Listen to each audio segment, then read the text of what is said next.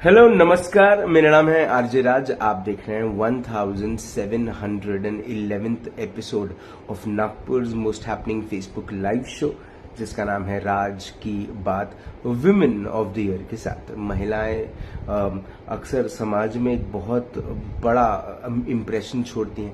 ऐसी महिलाएं जो न ही सिर्फ अपने घर को, लेकिन अपने घर के साथ साथ अपने समाज को, अपने काम को बैलेंस लेकर चलती हैं। ऐसी महिलाओं का हम सम्मान करते हैं और उनके पर्सपेक्टिव के आधार पे उनकी सोच, उनकी मानसिकताएं, उनकी थॉट प्रोसेसेस आप तक पहुंचाने की कोशिश करते हैं, जिससे ना ही सिर्फ उनकी जीवनी को हम आप तक पहुंचाएं, लेकिन उनके इस पूरे के पूरे ओवरऑल पर्सनालिटी को भी आप तक पहुंचाकर आप इसमें से क्या क्या ले सकते हैं, ये आप पर निर्भर करता है।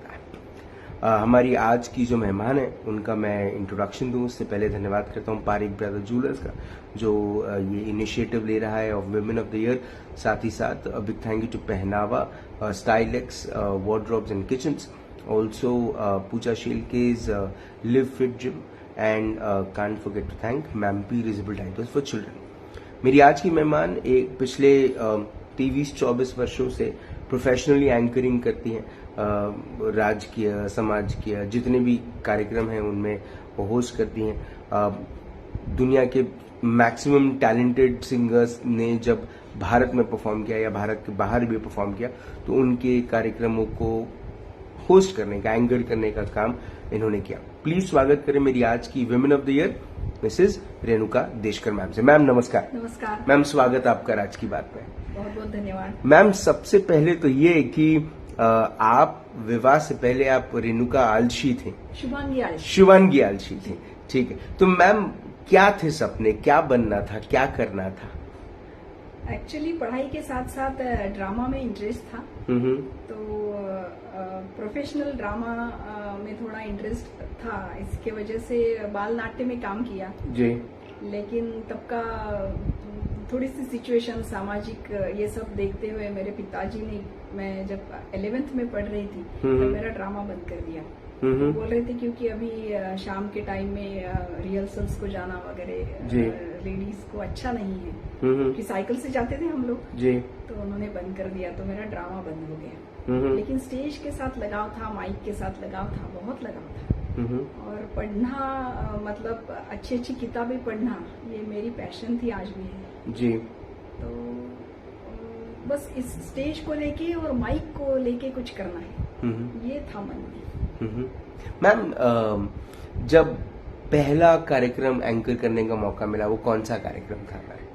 प्रोफेशनली पहला कार्यक्रम मैंने, एक स्वराली नाम की महिलाओं की संस्था है जो सतार वादन में बहुत निपुण है, तो वो महिलाओं का एक होते गदी माँ, एक मराठी कार्यक्रम था, जो गदी माडगुळकर, हमारे महाराष्ट्र के आद्य कवि जिनको कहा जाता है जी। तो उनकी जीवनी पर आधारित उनके गानों के साथ पहला कार्यक्रम वसंतराव देशपांडे हॉल में मैंने किया था। और मैम, कितने पैसे मिले थे? पहले कार्यक्रम में के कुछ पैसे नहीं मिले। ओके। लेकिन मैम, वक्त के साथ आप ज्यादा और कार्यक्रम करने लगी, तो ये तो विवाह के पहले ही शुरू हो गया था? काम नहीं, विवाह के बाद की बात। ये 97 में मैंने 2000 में मैंने पहला कार्यक्रम किया। तो उसके पहले कभी नहीं सोचा था कि इस किस्म के मौके मिलेंगे, या उसके पहले कभी मौका नहीं मिला? उसके पहले आकाशवाणी में रेगुलर काम कर रही थी एज ए अनाउंसर, लेकिन फिर मेरे हस्बैंड का ट्रांसफरेबल जॉब था, तो पहले शादी के बाद मैं पेड़ में थी, पनवेल के पास पेड़ में, फिर नासिक में थी, फिर नागपुर के पास तोतलाडोह में थी, फिर बच्चे भी हुए। तो ये बीच का जो एक थोड़ा सा 7-8 साल का एक फासला है, उसको थोड़ा सा तय करने में टाइम लगा। उसके बाद मैंने 2000 में अपना काम चालू किया। और जैसा कि आपने पूछा पहले पैसे, तो पहला मेरा जो काम था उसके 300 रुपए मिले थे। तो मैम, जब आपने ये फील्ड चुनी, जब एंकरिंग करना शुरू किया, तो मैक्सिमम कार्यक्रम जो है वो तो सूर्यास्त के बाद ही होते हैं, इवनिंग प्रोग्राम्स होते हैं। तब फिर एक तरफ छोटे बच्चे और ये प्रोफेशन, कभी कभार परेशानी जाती होगी? हाँ, बहुत बार गई, क्योंकि बच्चों की तरफ ध्यान देने के लिए घर में किसी को, मतलब कोई तो चाहिए ना घर में, क्योंकि हस्बैंड का ट्रांसफरेबल जॉब था जी। तो कभी मेरी माँ थी, कभी मेरी सासू माँ थी, तो उन्होंने बहुत बड़ा सपोर्ट किया और इसकी वजह से आज यहाँ तक पहुँच गए। मैम, ये जो पूरा सफर है, जब आप देखती हैं जहाँ पर बड़े पॉलिटिशियंस के कार्यक्रमों को होस्ट करना होता है, बड़े सिंगर्स, म्यूजिशियंस के कार्यक्रमों को होस्ट करना होता है, पोएट्स इनके प्रोग्राम्स को होस्ट करना होता है। मैम, वो कहते हैं ना कि बटरफ्लाइज स्टमक में उड़ते हैं, एक बहुत घबराहट सी होती है, कम से कम थोड़ी सी एंजाइटी भी फील होती है।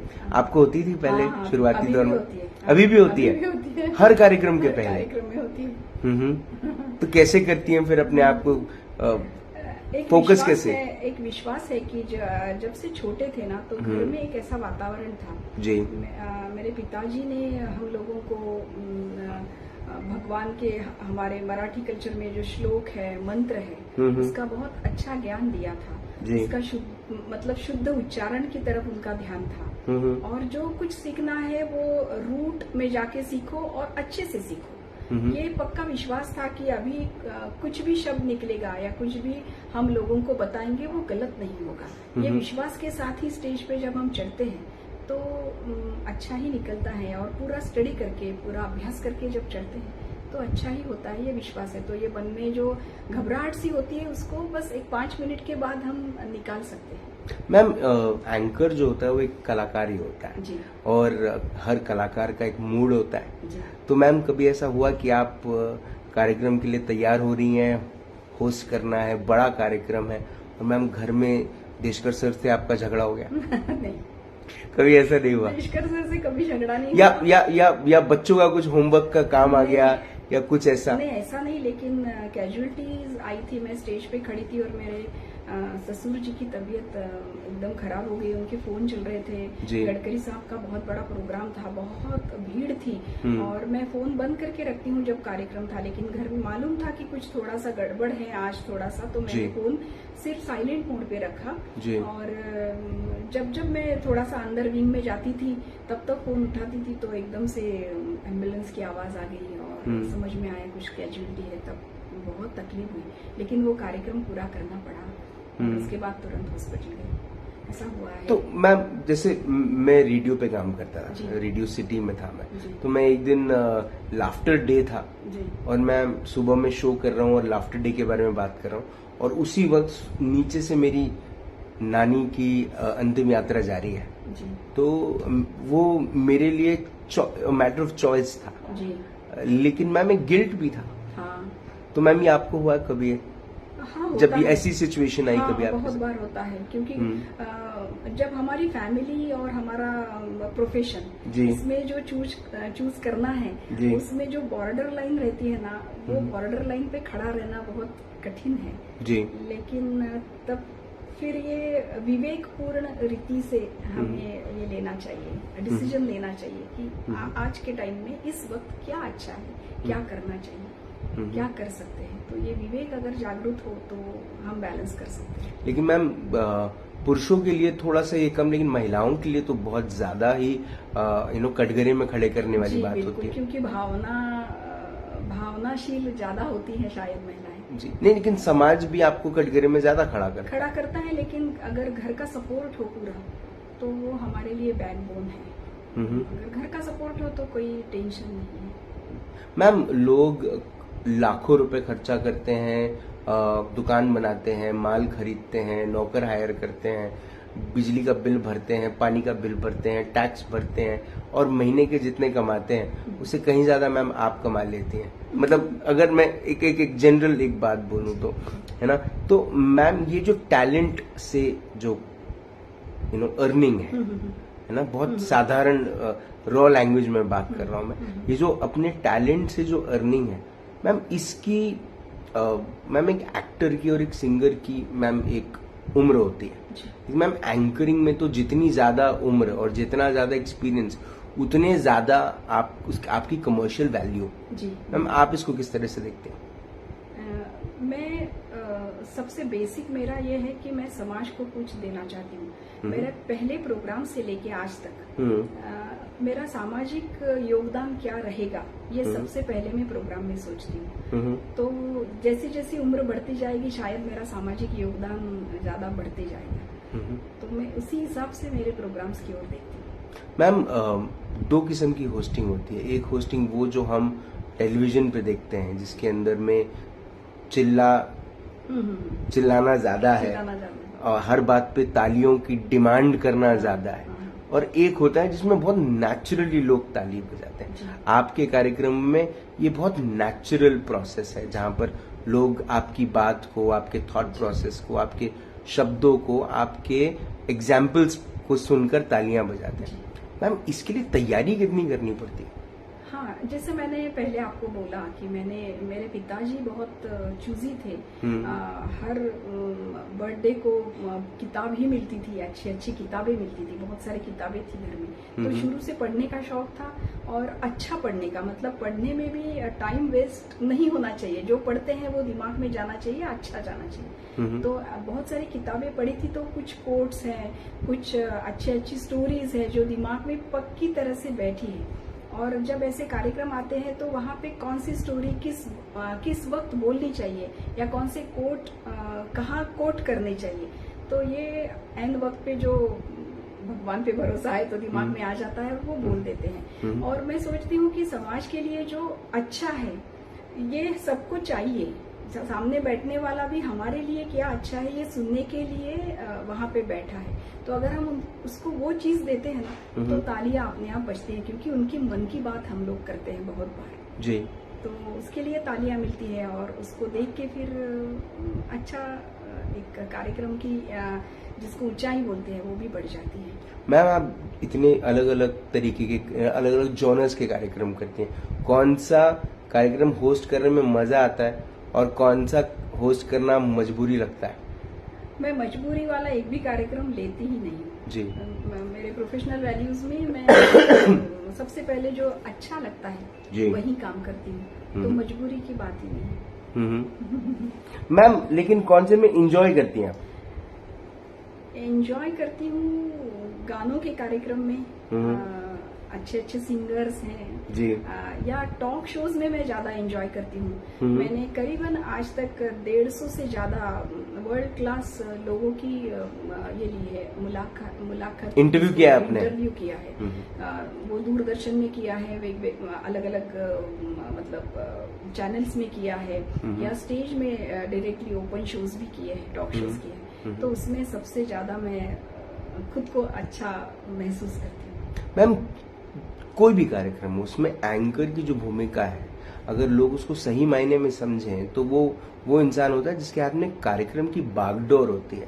वो जिस दिशा में ले जाए कार्यक्रम, उस दिशा में वो कार्यक्रम की रीच पहुंचती है। मतलब वो उठाव लाना अगर कोई कार्यक्रम की जिम्मेदारी है, वो एक एंकर की होती है। मैम, कभी कभार खुद की तबीयत खराब होना या खुद का मूड डाउन होना, मैम, इसका बहुत बड़ा असर पड़ता है अपने काम पे। तो कैसे अपने आप को इतनी संगठित रखती है, इतनी फोकस्ड रखती हैं? फिर वही बात है, अपने काम के प्रति जो लगाव है, और शो मस्ट गो ऑन, तो वो करना ही है बस, तो करना ही है। मैम, आपके बच्चों में से कौन है जो आपके पदचिन्हों पर चलने में आपको ऐसा लगता है कि सक्षम है? मेरा बेटा है, बड़ा बेटा, वो फिलहाल यूएस में है। वो बहुत अच्छा पढ़ता है, अच्छा बोलता भी है, लेकिन अब वो आईटी में है तो उसको शायद टाइम नहीं। लेकिन मेरी बेटी है कात्यायनी, जिसका नाम है जी। मैं उसको बहुत बार बोलती हूँ कि आप करो मेरे साथ, लेकिन वो नहीं बोलती है। लेकिन उसका अलग फील्ड है, उसमें वो एक्सप्लोर कर रही है, वो भी इसी से ताल्लुक रखता है। वो योगा थेरेपिस्ट है, योगा इंस्ट्रक्टर है जी। तो वो भी बात करते करते लोगों को सिखाती है, उसकी बातें लोगों को अच्छी लगती है, और वो बहुत अच्छी तरह से काम कर रही है। तो मैम, जब रेमनेट में वापस से, क्योंकि मैम मैं खुद एक एंकर हूं तो मुझे मालूम है ये बहुत बारीक बातें होती हैं कि मैम कई बार इवेंट मैनेजर्स पेमेंट्स टाइम पे नहीं देते हैं। बस पीछे लगना पड़ता है। फोन करो जी। क्या बोलते हैं उसको, एकदम सही शब्दों में, या थोड़ा सा। कभी ऐसा हुआ है कि आप मुझे पे नहीं करेंगे, मैं स्टेज पे नहीं चढ़ूंगी, ऐसा कभी हुआ? नहीं किया। ऐसा नहीं हुआ है। मैम, वक्त के साथ समाज में भी बहुत सारे बदलाव आए हैं, है ना? तो मैम, महिलाओं को लेकर कुछ मेरे सवाल है जो मैं चाहता हूँ कि आप आपके मन की बात आज हम सुने। Ma'am, the numbers of divorces are increasing day by day. Ma'am, क्या वजह आपको ऐसा लगता है, क्या वजह है जिसकी वजह से हो रहा है? ये हमारा जो देश है ये एक अच्छी संस्कृति वाला देश है। तो इसमें जो विवाह एक संकल्पना है, जो हमारे 16 संस्कारों में से एक संस्कार बोलते हैं जिसको, जिसमें कुछ कमिटमेंट्स हैं। जो संस्कार होते हैं उसमें कुछ दोनों के लिए कुछ कमिटमेंट्स हैं। और हम लोग जब मतलब अब जैसे मेरे बेटी के लिए बहू चुनना है या जो लोग जो करते हैं, तो इसको हम लोग मराठी में अनुरूप एक शब्द है, आपको शायद मालूम है, अनुरूप जिसको बोलते हैं। तो हम लोग अनुरूप की व्याख्या ऐसे करते हैं कि मेरा बेटा इतना पढ़ा है तो मेरे को बहू भी ऐसी चाहिए, या मेरी बेटी ऐसी पढ़ी है तो मेरे को दामाद भी ऐसा चाहिए, फिर वो गोरा है तो ये भी गोरी चाहिए।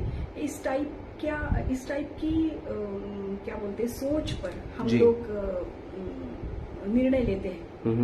लेकिन ये अनुरूप की व्याख्या नहीं है। अनुरूप की व्याख्या ये है कि जो मतलब अगर हस्बैंड किसी चीज में थोड़ा सा कम है तो उसकी वाइफ ने उसको वो कमतरता मतलब उसको साथ देकर उसकी कमी को ऊपर लाना चाहिए और बढ़ावा देकर उसको एक अपने क्या बोलते हैं उसको लाइन पर बॉर्डर पे लाना चाहिए। और जो अपनी वाइफ में कम है वो उसको ऐसे दोनों ने एक दूसरे के साथ एक दूसरे की खूबियां, एक दूसरे की कमतरताओं को देखकर एक साथ चलना चाहिए। ये अगर विश्वास के साथ किया, श्रद्धा के साथ किया, तो ये डिवोर्स का ये कम होगा। मैम, लड़कियां जो हैं वो अब आज की लड़कियां जो हैं जो अभी अभी पास आउट हुई हैं, उनका फोकस थोड़ा सा अपने करियर की तरफ ज्यादा है और वो जल्दी विवाह नहीं करना चाहती। इसको लेकर आपकी क्या सोच है?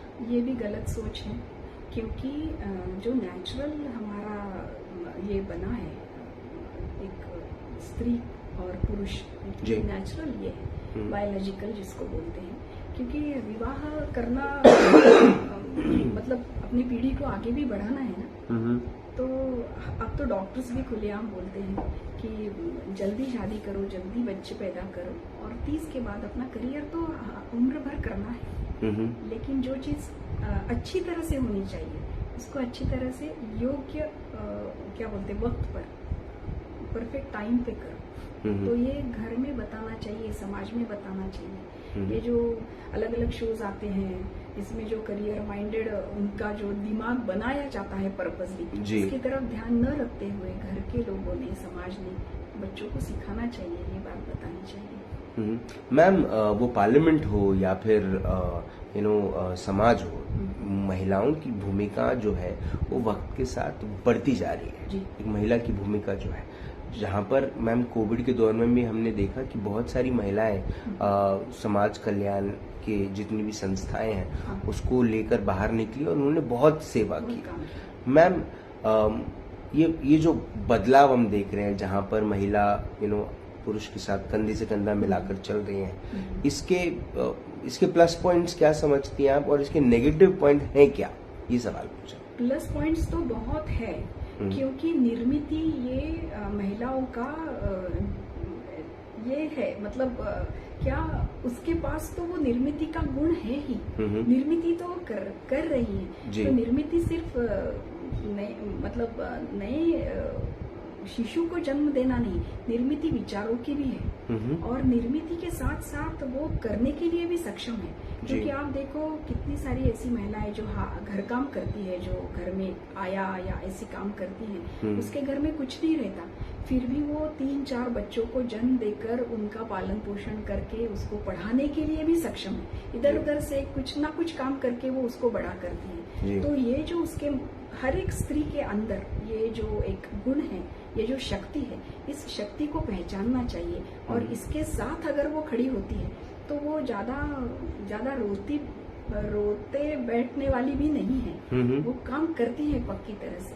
तो ये गुण मैं समझती हूँ कि समाज के लिए स्त्री का बहुत अच्छा गुण है। लेकिन उसके साथ कंधे से कंधा मिलाना फिर वही बात है कि बायोलॉजिकल जो डिफरेंस है उसको एक्सेप्ट करना चाहिए। बायोलॉजिकल डिफरेंस को एक्सेप्ट करके एक दूसरे के साथ, एक दूसरे को अनुरूप होकर अगर हम साथ चलते हैं तो इससे अच्छी चीज और कुछ नहीं होती, कोई हो नहीं सकती। मैम, चाइल्ड अडॉप्शन के बारे में क्या सोचना है आपका? क्योंकि आज भले ही साइंस ने बड़ी तरक्की कर ली, अब अगर नेचुरल तरीके से बच्चा नहीं होता, जो IVF भी एक नेचुरल तरीका ही है, तो लोग उस राह पर चलते हैं। लेकिन जब उस राह में भी असफल होते हैं तो क्या उन्होंने चाइल्ड अडॉप्शन के बारे में सोचना चाहिए? क्या चाइल्ड अडॉप्शन आपके नजर में सही है?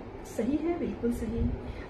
हमारे मराठी में एक बहुत अच्छा कोट है, नाही तो माझ्या मासाचा, नाही तो माझ्या हाडाचा, तरीही तो सर्वस्वी माझा। ऐसा बोलते हैं, मतलब मेरे अंदर से तो पला हुआ नहीं है, फिर भी मेरा है। ये भावना बहुत अच्छी है, बहुत बड़ी है। और समाज में ऐसे बहुत सारे लोग हैं जिनको माँ बाप नहीं है, और बहुत सारे ऐसे भी लोग हैं जिनको बच्चे नहीं है। तो अगर ये दोनों एक दूसरे के साथ आ जाए तो बहुत अच्छी बात है। बहुत अच्छी बात है। मैम, एक शादी एक इंस्टीट्यूशन है, और जहाँ पर जो पति है वो अपनी पत्नी से रोज कुछ ना कुछ सीखता है ना मैम? और पत्नी भी कभी कभार पति से कुछ सीख लेती है। नहीं, मेरे को मालूम है आपका जवाब, लेकिन मैम आपने मिस्टर देशकर से क्या सीखा? परफेक्शन सीखा, विवेक सीखा। मैं बहुत ज्यादा बोलती हूँ घर में, वो शांत है, तो कब शांत रहना चाहिए ये सीखा। सपोर्ट सिस्टम कैसी रहनी चाहिए बड़ों की, ये सीखा। बहुत कुछ सीखा, सब सीखा। मैम, एक आर्टिस्ट जो होता है वो तारीफ का भूखा होता है एक तरीके से, उसे तारीफ न मिले तो मैम वो इमोशनली हर्ट होता है ना मैम? आप जब कोई कार्यक्रम कर होस्ट करके नीचे जब उतरती हैं सीढ़ियों से, तो आपको बहुत सारा अप्रिसिएशन लोग मिलता है, लोग आके अप्रिशिएट करते हैं। कभी ऐसा लगा कि पेट नहीं भरा और फिर घर आई और फिर देशकर साहब ने आपकी तारीफ की और पेट भर गया? देशकर साहब तारीफ तो ज्यादा करते भी हैं, कभी भी नहीं करते। लेकिन कैसा हुआ प्रोग्राम, ऐसा आने के बाद पहला क्वेश्चन रहता है। मैंने बोल दिया बस अच्छा हुआ, आपको खुशी मिली? जी हाँ, चलो ठीक है, आगे का देखो।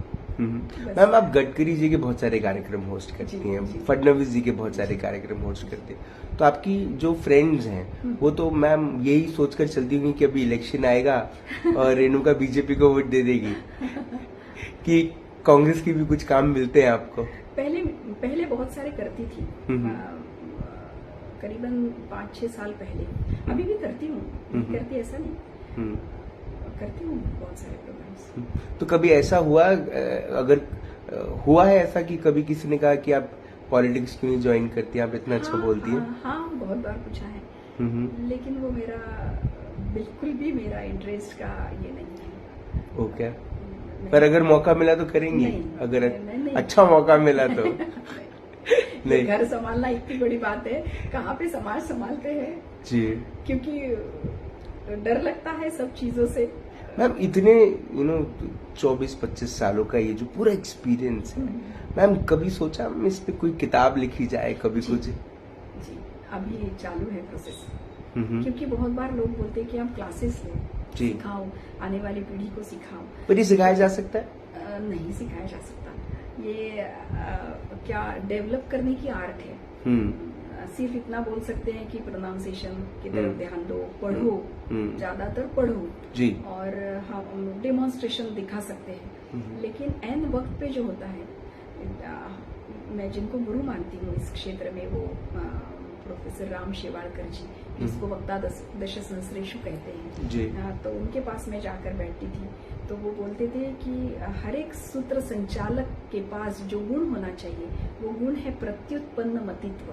मतलब एन वक्त पे हम लोग क्या सोचते हैं, क्योंकि सिचुएशंस तो बदलती रहती हैं। बिल्कुल। तो वो टाइम पे हमारे कुछ पूर्व सुकृत जिसको बोलते हैं, हमारे अनुभव जो है, उस वक्त पे हम क्या डिसीजन लेते हैं, वो बहुत बड़ी बात है, क्योंकि टाइम मैनेजमेंट इतना बड़ा रोल प्ले करता है हमारे करियर में। आप तो जानते हो जी। तो ये सब चीजें बहुत अहम और महत्वपूर्ण है। और सूत्र संचालक ने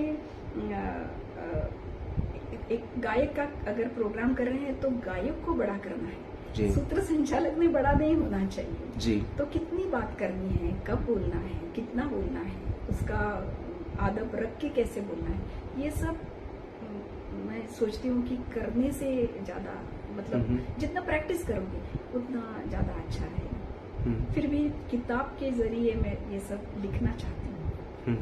मैम मेरे आखिरी के 2-3 सवाल। एक ये कि कुछ फनी एक्सपीरियंसेस भी हुए होंगे मैम इन 24-25 सालों में, जहाँ पर हो सकता है एकदम से लाइट चली गई हो, एक चलता हुआ गाना एकदम से बंद हो गया हो, या फिर जो गेस्ट नहीं आने वाला है वो भी आ गया हो। हाँ, एक बार हुआ था जी। एक हमारे कस्तूरचंद पार्क में बहुत बड़ा प्रोग्राम था और एक बहुत बड़ी एक्ट्रेस वहाँ आने वाली थी। तो वो एक्ट्रेस आ रही है करके बहुत सारे लोग भी इकट्ठा हो गए, जमा हो गए थे जी। और वो आई नहीं, मतलब बहुत 1-1.5 घंटा शायद लेट हुआ जी। और मैं आयोजक बोलते रहे बार बार, आप जाके बोलो बस 5 मिनट में आ रही है, 5 मिनट में। तब छोटी थी तो मैं जैसे आयोजक बोलते थे तो करती थी जी। और फिर ऐसा बोलते बोलते 4-5 लेडीज एकदम से सामने आ गई, ऐसे हाथ जोड़े, अब यहाँ से निकलो आप ये बात मत बोलो, ऐसा करिए जी। तो ऐसा हुआ है। और मैम आपकी सिचुएशन तो बड़ी खराब हो गई, बड़ी खराब, क्योंकि क्या करेंगे हम लोग जी। सही बात। मैम अब आगे क्या मैम? 24-25 साल का एक एक्सपीरियंस, इसे कंटिन्यू करेंगे या आगे कुछ और नया? काम तो करना ही है, बहुत काम करना है, अलग अलग विषयों को लेकर काम करना है, डीप मतलब विषयों का डीप स्टडी करके अंदर जाकर काम करना है। मैं रामायण महाभारत जैसे ग्रंथों पे, भगवत गीता और ज्ञानेश्वरी के ग्रंथों पे बहुत विश्वास रखती हूँ और उसमें जो मतलब तत्व ज्ञान है, वो लोगों के सामने अपने जरिए आना चाहिए, इसके लिए काम कर रही हूँ। तो हमारे राष्ट्र सेविका समिति का वंदनीय मौसी जी केलकर जो संस्थापिका है, उनके रामायण का प्रचार और प्रसार जी करने की इच्छा मन में है और वो कर भी रही हूँ। और इसके साथ साथ कुछ इंटेलेक्चुअल वैज्ञानिक कार्यक्रमों को भी आगे लाना है, क्योंकि हमारी संस्कृति और विज्ञान इस दोनों का मेल रखकर अगर हम युवा पीढ़ी की तरफ जाएं तो युवा पीढ़ी के मन में बदलाव भी आ सकता है और हमारा जो पुराना जो कुछ है उसको हम फिर एक बार सामने ला सकते हैं। तो इस टाइप के प्रोग्राम्स में रुचि रखती हूँ। मैम अगर जिंदगी की एक सुनहरी किताब लिखी गई, एक उस किताब के सुनहरे पन्ने पर ये नाम लिखा गया, रेणुका देशकर, मैम उस नाम के नीचे वो कौन सी लाइन, वो कौन सा कोट, वो कौन सी कौन सी ऐसी बात लिखी रहनी चाहिए जिसे पढ़ने के बाद लोग आपको हमेशा याद करें? मैं एक अच्छी माँ हूँ, बस क्योंकि माँ कैसी होनी चाहिए। माँ सिर्फ अपने बच्चों की माँ नहीं, माँ तो सबकी माँ होती है। और आई में जो मतलब माँ में जो गुण है, वो गुण अगर सब में आ जाए, पुरुषों में भी आ जाए, तो दुनिया अलग है। मैम आपकी आवाज, आपका संचालन करने का तरीका बहुत यूनिक है। आप उसके लिए आपको बहुत बहुत बधाई, बहुत बहुत अभिनंदन आपका। और साथ ही साथ उम्मीद ये कि आपकी आवाज हम आने वाले कई वर्षों तक सुनते रहेंगे, आपको मंच पर हम कई वर्षों तक देखते रहेंगे। और आप की जो ये सोच है, आपका जो एक पूरा का पूरा जो ये ऑरा और व्यक्तित्व है, उसके आशीर्वाद तले कई युवाओं को भी आप मौका देंगी, जिससे वो सीखें। आपकी किताब बहुत जल्द जब भी आप उसको लॉन्च करें, आप मुझे जरूर बुलाइएगा, हम राज की बात पे उसको भी कवर करेंगे। लेकिन मैम मैंने जब एंकरिंग शुरू की थी तो मुझे मेरे फादर साहब ने बोला था कि तुमको अगर एंकरिंग सीखनी है तो तुमने एक बार रेणुका देशकर मैम की एंकरिंग सुननी चाहिए, ताकि तुमको पता चले कि एक अच्छा एंकर क्या होता है। आपने अपना वक्त दिया, आपने हमसे बात करी, आपने हमें अपने बेस्ट ऑफ एक्सपीरियंसेस शेयर किए, उसके लिए बहुत बहुत धन्यवाद। जी, आपका भी बहुत बहुत धन्यवाद। और आपसे मिलने की बहुत इच्छा थी, क्योंकि आप बहुत अच्छा काम कर रहे हैं। समाज में अलग अलग जो काम करने वाली मुझ जैसी जो बहनें हैं, उनको आप लोगों के सामने ला रहे हैं। काम कोई भी छोटा या बड़ा नहीं होता, लेकिन उसको करने की जो शक्ति है, अंतर मन में जो शक्ति है, उसको लेकर जब महिलाएं आगे बढ़ती है, तो जैसा मैंने पहले कहा कि निर्मिति तो उसका गुण है, उसका स्वभाव है जी। तो वो निर्मिति को लेकर जब आगे बढ़ती है तो वो समाज को बदलने की भी ताकत रखती है। तो आप वो काम कर रहे हैं, इसलिए आपका आपकी बहुत बहुत बधाई आपको, और बहुत बहुत शुक्रिया आज यहाँ पर बुलाकर अवसर दिया, इसके लिए आभार। बहुत बहुत धन्यवाद, thank you so much. Renuka Deshkar ma'am से बात हुई, मुलाकात हुई in this exclusive episode of Raaz ki Baat, women of the year. She is a super women of the year.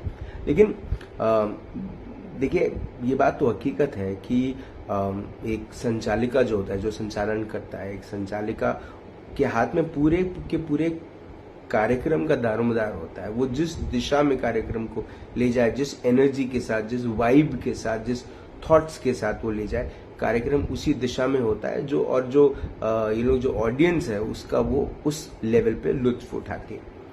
अब देखा जाए तो अगर हम महाभारत इसको जोड़ें या गीता से इसको जोड़ें तो वो टाइम याद आता है जब अर्जुन और कृष्ण की एक स्पेशल बात हुई थी, जहां पर कृष्ण एंकर का ही रोल कर रहे थे, वो संचालन कर रहे थे, और उन्होंने वो बात समझाई अर्जुन को, जिसके बाद आज दुनिया उसको एक अलग नजर से समझती है और उसके आधार पर चलते हैं। हकीकत जो है वो ये है कि ये बात बड़ी खूबसूरत लाइन है, और ये मेरी फेवरेट लाइन है, और ये बात मैं उन सब के लिए कहता हूँ जिनके अंदर में वो मैं भाव देखता हूँ। सिर्फ वो भाव सेल्फिश होकर खुद के लिए नहीं है, लेकिन दूसरों के लिए, समाज के लिए, लोगों के लिए। और वह है कि प्रेम परिचय को पहचान बना देता है, वीराने को गुलिस्तान बना देता है। मैं अपनी नहीं, रेणुका देशकर जी की कहता हूँ, अपने काम के प्रति मोहब्बत इंसान को भगवान बना देता है।